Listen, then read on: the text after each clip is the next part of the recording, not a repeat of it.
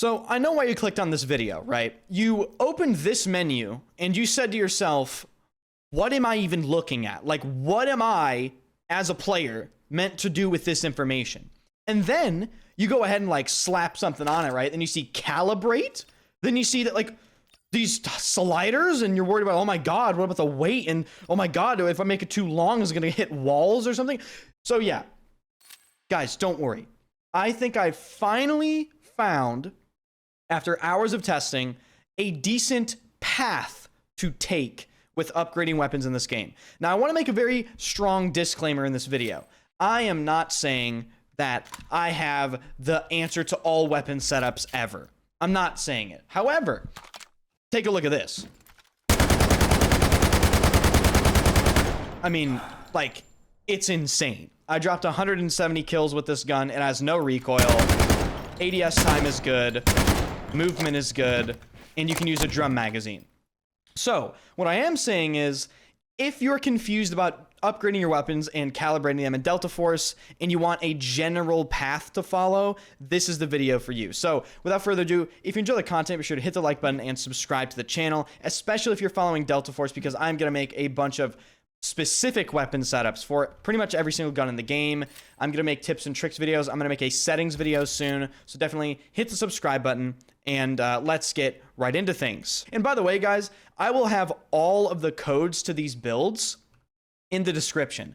If you don't know what I'm talking about, you go to loadout here and then you go to share loadout, and I will have this code right here in the description of the video. And all you have to do to, assuming you have the weapon fully maxed out, is you copy the code, go to import loadout, and then you can just copy my entire build without even thinking. So we're just going to use the M4A1 here as a base platform to talk about. First, I want to talk about some statistics, okay? Let's go in here. Damage, as far as I've seen for almost every single gun in the game, this is just to give you basic information about drop-off, damage ranges, how much it does to the head, that sort of thing. Control. As you can see here, it shows your recoil multipliers and your recoil pattern and what it does as you equip attachments. Handling. This shows you a bunch of different information. It shows you ADS speed, sprint to fire time, walk speed, all that good stuff. Stability, and then accuracy. So stability is very important. It's going to be very important for this guide video, because the less it makes your weapon shake less. It basically removes or heavily mitigates flinch when you get shot. That is extremely important. Then you read accuracy. A lot of people see some attachments in this game, including myself at first, and they see a big red to accuracy and they go, oh, that attachment must be terrible. Until you come in here and realize the higher the accuracy, the more concentrated shots are when firing from the hip. I made a build just to test with the worst accuracy possible, and it still beamed people from across the map. This really only affects hip fire, and for those of you that have played this game a lot, you would know that you don't hip fire people very often. So there's a bunch of hidden weird stuff in this game and like maybe some misleading aspects. And let's just sort of go through my thought process with building guns in this game. So the first thing I do when I look at weapons now is I look around to see if it has any kits. What I mean by kit is, if you look over here in the bottom right, it has like this restricted zone integral stock. And you're like, okay, well, should I use this or should I not use this? Like, why?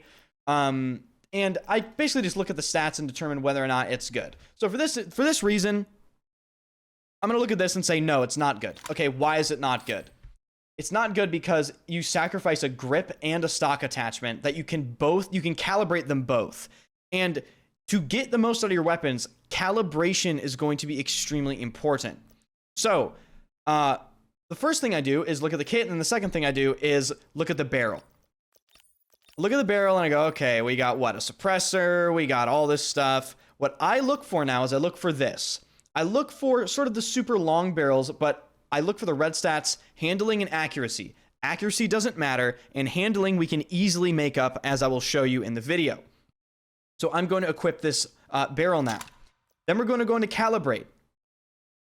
We're going to calibrate this all the way down to weight limit, so we get ADS movement speed, and all the way up on lengths, so we get muzzle velocity. This way, your bullets are basically traveling at just an insane speed across the map. It makes targets way easier to hit, And this might look like it doesn't make any sense. Like, oh, you're sacrificing ADS speed. You're sacrificing firing stability. Just wait until I show you the end build. I promise you it'll be good. So then what I do after that is I look at all the rails and I stack control on all the rails where I can put these little ranger hand guards. And you might say, oh, why not put lasers? Well, lasers aren't really that needed, in my opinion. They're not that great. And we're going to come over here and put control hand guards on basically the entire thing. We're just maxing control here. Now, after that is done, I look at the muzzle attachment. Okay, we got suppressors, we got all this. In my experience, suppressors are decent, but they're not really that great.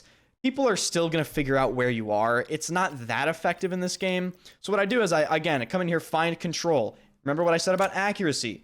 Doesn't really matter. So slap on the full control muzzle with accuracy. Then I come over here. We don't really need a bipod, right? So this whole side is done. Come over here to the mag. Gonna install that, and then just for demonstration purposes, I'm gonna slap the 60 rounder on here just to show you guys how insane you can make these different loadouts here. Now we're gonna go to the grip, which is all the way over here for some reason. So the barrels sort of sacrificed their handling a lot, so we're gonna come over here, take the mini stop handguard for the calibration and for the handling. You're gonna come over here, and you are going to increase your ADS speed, which is gonna offset some of the handling penalty as well. We already have a lot of control, so the minus 4% doesn't really matter. Then the big stat here, moving stability, 16% just from the calibration of the grip itself. This will all come together and make sense. Then you're going to come over here and find the phantom rear grip, control and handling, but again, the calibration is what makes this really good. You're going to want to plus 18% aiming stability while breathing. Then you're going to want more moving stability. So we're basically stability stacking here in the calibration. Now we're going to come in to the stock here and find the 416 light stock. Again, control and handling sacrifices stability, but we'll come in the calibration. Again, more stability. Then we'll go to ADS speed here as well, just to, again, make up some of that handling we lost with the barrel and other attachments. Now, I want to use this. I'm going to show you guys something. So we have all this calibrated. Now, what sight do we want to use? Well, at first glance, you just like, okay, like you just slap a red dot on there, right? I'm going to show you. Watch. So if we go to handling here, you can see our ADS time is 278 milliseconds. You come over here and you slap a riser on there for one handling, and then you slap another riser for another one handling. It offsets the negative -1 handling. So actually, if you put 2 risers on your weapon, you actually get a net positive to handling. I know, right? It makes absolutely no sense at all. Right? Just it's hilarious. So then this all comes together to form a weapon that does this. It's pretty much a laser beam now.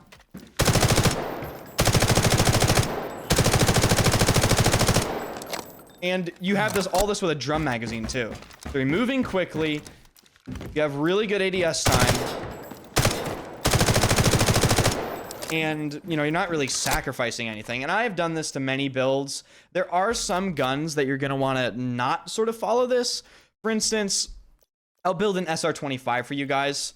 SR25 is a marksman rifle. And it's a marksman rifle.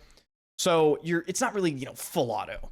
You don't really have to build it like it's full auto. You kind of want to focus on other things.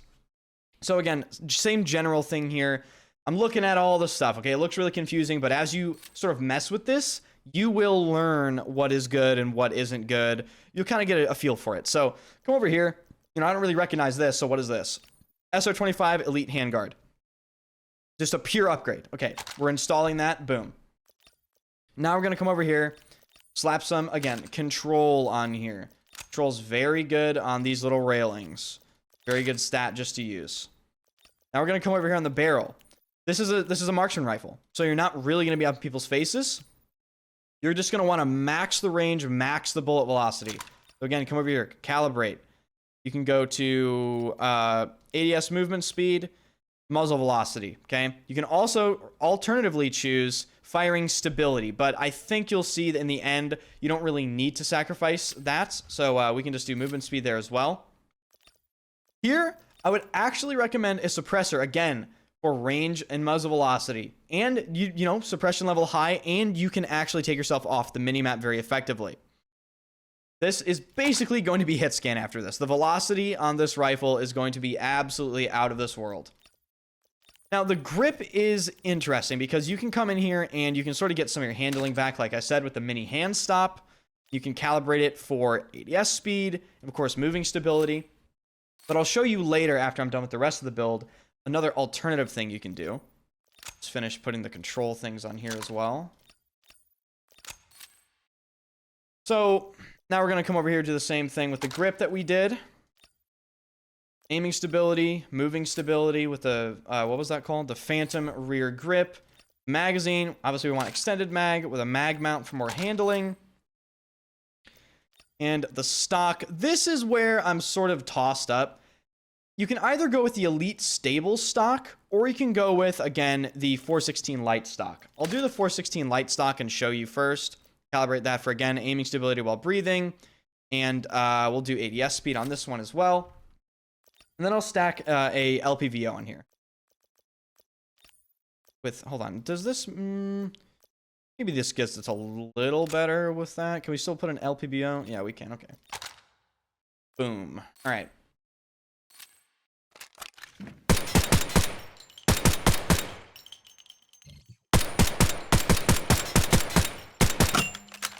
Pretty damn good. I mean, the thing's bullet velocity is absolutely, you know, cooking. And with a scope, this recoil is actually pretty manageable. Barely even moves. And, of course, if you're on the lowest zoom, I mean, look at the recoil. There's basically nothing going on here.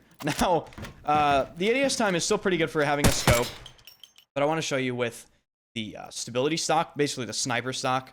You install this and calibrate it, let's see, for aim scope speed and aiming stability while breathing. I mean, it's arguably even better, but I can't really tell the difference.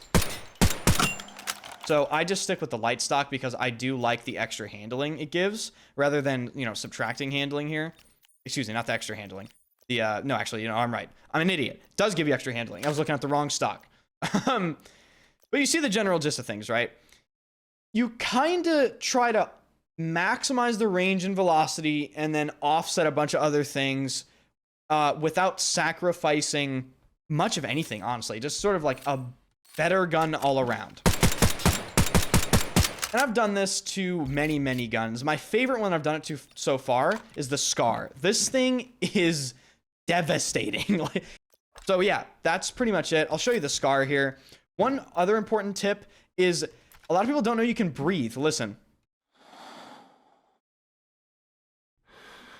You can breathe with any gun in the game, and this makes it incredibly stable. Watch.